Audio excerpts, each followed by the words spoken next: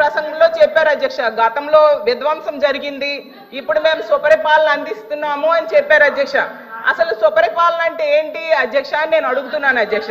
అంటే సూపర్ 6 పథకాలు ఎగ్గొట్టడం సుపరిపాలన నేను అడుగుతున్నాను అధ్యక్ష. చరిత్రలో ఎప్పుడూ లేనట్టుగా 9 నెలల్లో 1,00,000 కోట్ల పైగా అప్పులు చేయడం సుపరిపాలన నేను అడుగుతున్నాను అధ్యక్ష. రోజుకి 50 మంది మహిళలపై అఘాయిత్యాలు నేరాలు జరగడం సుపరిపాలన నేను అడుగుతున్నాను అధ్యక్ష. అలాగే బెల్ షాప్స్ ద్వారా మద్యం ఏరులై పారడం సుపరిపాలన నేను అడుగుతున్నాను అధ్యక్ష.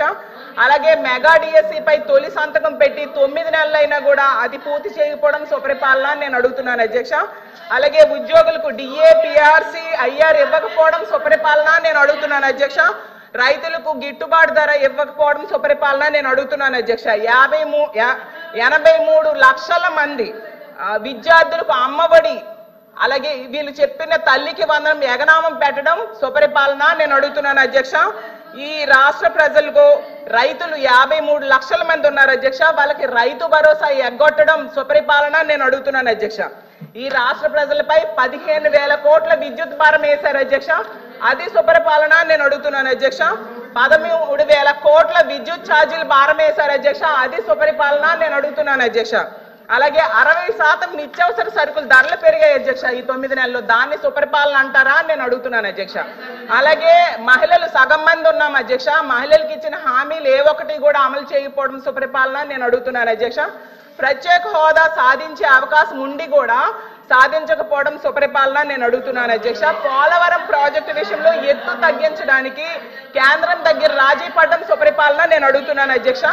ఎంత దారుణంగా ప్రజలను ఇబ్బందులు పెట్టి మోసం చేస్తూ తమ పరిపాలన సుపరిపాలన అని చెప్పుకోవడం ఎంతవరకు సమంజసమని ఫైనల్ గా నేను అడుగుతున్నాను అధ్యక్ష. అలాగే ఉద్యోగాల కోసం గవర్నర్ గారు చెప్పారు అధ్యక్ష, 9 నెలల్లో 4 లక్షల మంది యువతకు ఉద్యోగాలు ఇచ్చేసామని చెప్పారు అధ్యక్ష. ఎందుకంటే కల్పించబడినవి అన్నారు, అసలు ఏ శాఖలో కల్పించారు, ఏ కంపెనీల్లో ఇచ్చారు, ఎక్కడ ఇచ్చారో తెలియజేయాల్సిందిగా అడుగుతున్నాను అధ్యక్ష. ఎందుకంటే పరిశ్రమలు గ్రౌండ్ అవ్వకుండానే ఉద్యోగాలు ఇచ్చేసారని ఎలా చెప్తారు అధ్యక్ష? 4 లక్షలు కాదు అధ్యక్ష, 9 నెలల్లో 4 ఉద్యోగాలు కూడా ఇవ్వలేదు అధ్యక్ష. గతంలో జగన్మోహన్ రెడ్డి గారు ముఖ్యమంత్రిగా ఉండేటప్పుడు కేవలం 6 నెలల్లో 1,25,000 ఉద్యోగాలు ఇవ్వడం జరిగింది అధ్యక్ష. అసలు చంద్రబాబు నాయుడు గారు అధికారంలోకి వచ్చాక తొలి సంతకం మెగా డిఎస్సి మీద పెట్టారు అధ్యక్ష. 6 నెలల్లో మెగా డిఎస్సి చెప్పడం జరిగింది అధ్యక్ష.